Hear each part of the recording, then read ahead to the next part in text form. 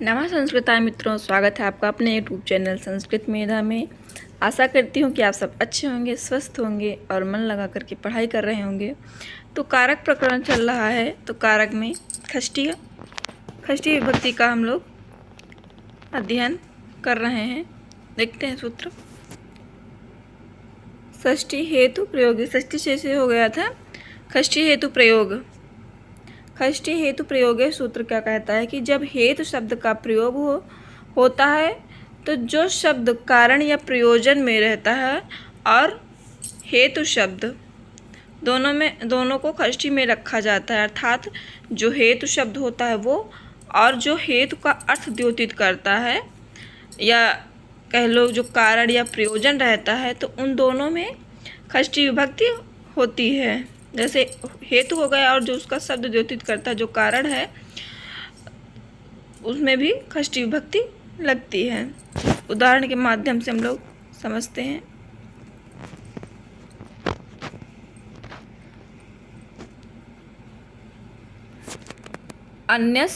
अन्यस्य हेतु वसति। अन्य हेतु वसति अर्थात वह अन्य के वास्ते रहता है या अन्य के कारण रहता है। यहाँ पर अन्न पाने के प्रयोजन से रहता है।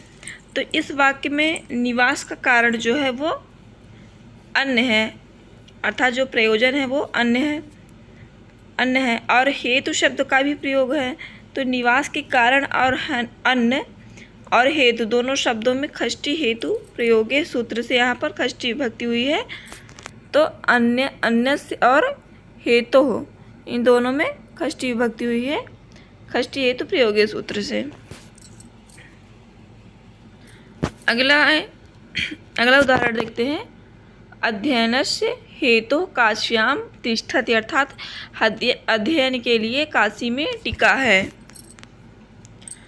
तो यहाँ पर टिकने का जो प्रयोजन या जो कारण है वो अध्ययन है, अर्थात वो अध्ययन के ही लिए रुका है वहाँ काशी में। तो जो उसका प्रयोजन है वो अध्ययन करना है। तो इसलिए अध्ययन में और हेतु दोनों में षष्ठी विभक्ति हुई है षष्ठी हेतु प्रयोगे सूत्र से। अन्य, जैसे अन्य उसका प्रयोजन है और हेतु लगा है, तो हेतु और अन्य दोनों में षष्ठी विभक्ति हुई है। यहाँ पर काशी में रुके हुए हैं अध्ययन के लिए, तो इसलिए यहाँ पर अध्ययनस्य में भी षष्ठी विभक्ति होगी और हेतु में षष्ठी विभक्ति होगी, क्योंकि हेतु के माध्यम से ही अध्ययन का अर्थ द्योतित होता है। तो जो हेतु का प्रयोजन है वो अध्ययन है, इसीलिए वो काशी में अध्ययन के लिए रुके हुए हैं। तो यहाँ पर अध्ययनस्य हेतु में षष्ठी विभक्ति होगा और अन्यस्य हेतु में षष्ठी विभक्ति होगी षष्ठी हेतु प्रयोगे सूत्र से। अगला देखते हैं। सर्वनामनस् तृतीया च, ये सूत्र क्या कहता है। यदि हेतु शब्द के बाद साथ सर्वनाम का प्रयोग किया जाए तो हेतु और सर्वनाम दोनों में तृतीया, षष्ठी और पंचमी का प्रयोग होता है। अर्थात जब हेतु शब्द के साथ किसी सर्वनाम का प्रयोग होता है तो सर्वनाम और हेतु शब्द, जो सर्वनाम है उसमें भी और हेतु शब्द में दोनों में तृतीया, पंचमी या षष्ठी विभक्ति होती है। जैसे देखते हैं, यहाँ पहले षष्ठी का दे दिए हैं, फिर पंचमी का, फिर तृतीया दिए हैं। तो षष्ठी का ही देख लेते हैं पहले। कस्य हेतु अत्र वसति अर्थात किस कारण से रहता है। तो यहाँ पर किम और हेतु दोनों शब्दों का प्रयोग है। अतः सर्वनाम तृतीया च सूत्र से सर्वनाम किम और हेतु दोनों में षष्ठी विभक्ति का प्रयोग होकर के कस्य हेतु वसति बना है।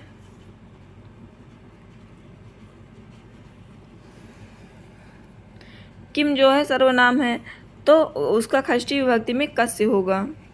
तो यहाँ पर कस्य में षष्ठी हुई और हेतु में भी षष्ठी विभक्ति हुई है। आगे देखते हैं। कस्मात् हेतु अत्र वसति अर्थात किस लिए वहाँ रहता है या किस कारण से रहता है।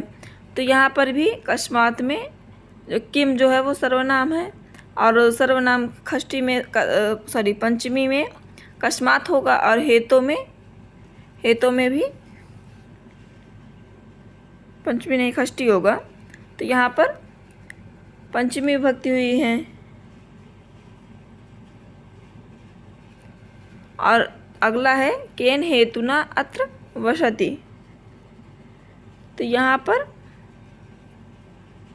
सर्वनाम किम और हेतु दोनों का प्रयोग हुआ है, इसलिए यहाँ पर भी सर्वनाम तृतीया च सूत्र से किम और हेतु दोनों में तृतीया विभक्ति होकर के केन हेतुना हुआ।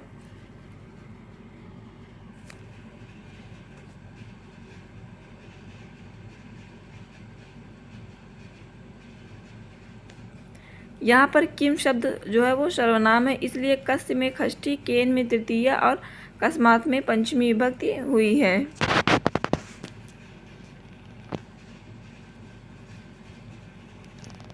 आगे देखते हैं, जैसे तेन हेतुना अर्थात उस कारण से, तस्मात् हेतु, तस्य हेतु और येन हेतुना यस्मात् हेतु, यस हेतु अर्थात जितने मतलब जो भी सर्वनाम शब्द हैं उनमें तृतीया पंचमी और षष्ठी होगा, हेतु और सर्वनाम शब्द में दोनों में।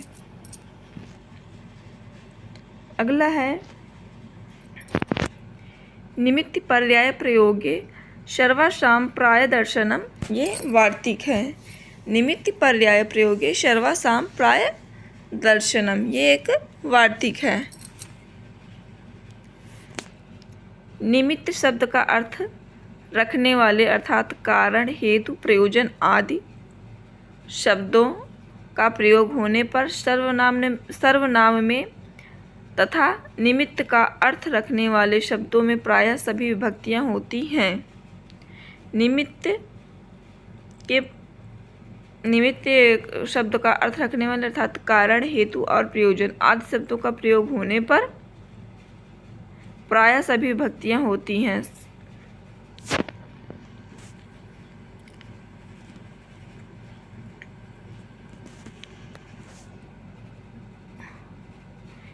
उदाहरण देखते हैं, किम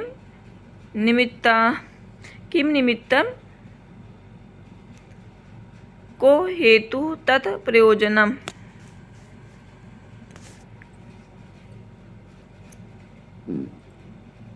इसमें जैसे किम निमित्तम वसति हो गया, ये प्रथमा में हो गया। केन निमित्तेन वसति हो गया।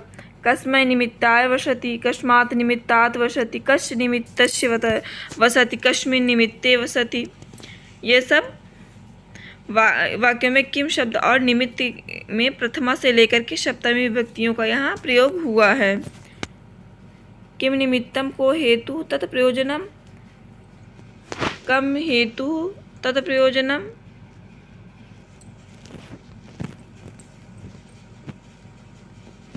ये केन निमित्तेन, केन हेतुना, तेन प्रयोजनेन, कस्मै निमित्ताय, कस्मै हेत्वे, तस्मै प्रयोजनाय।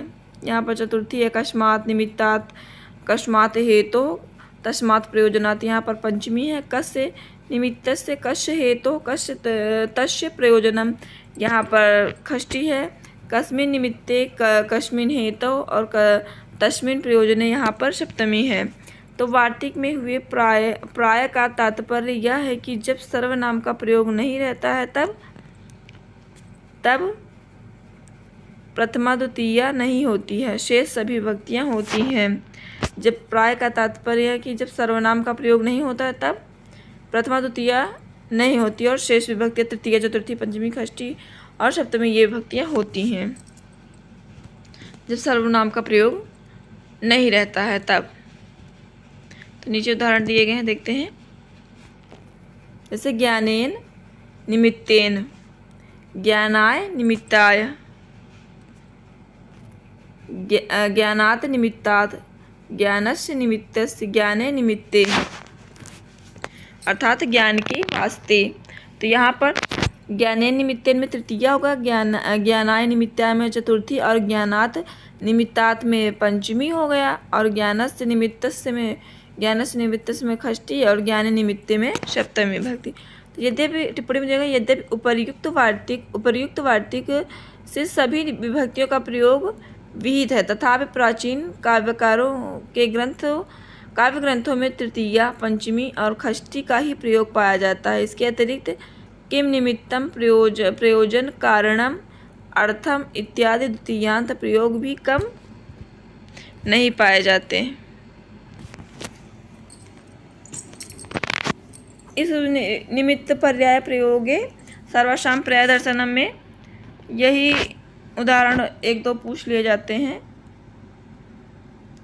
जैसे ज्ञानेन हो गया, ज्ञानात् निमित्तात्, यही उदाहरण परीक्षा में एक दो बार पूछा गया है। तो मित्रों, आज के लिए बस इतना ही। अगर चैनल पर पहली बार आए हैं तो वीडियो को लाइक, शेयर एंड सब्सक्राइब करें। धन्यवाद मित्रों, फिर मिलते हैं अगली वीडियो में। तब तक के लिए नमः संस्कृताय।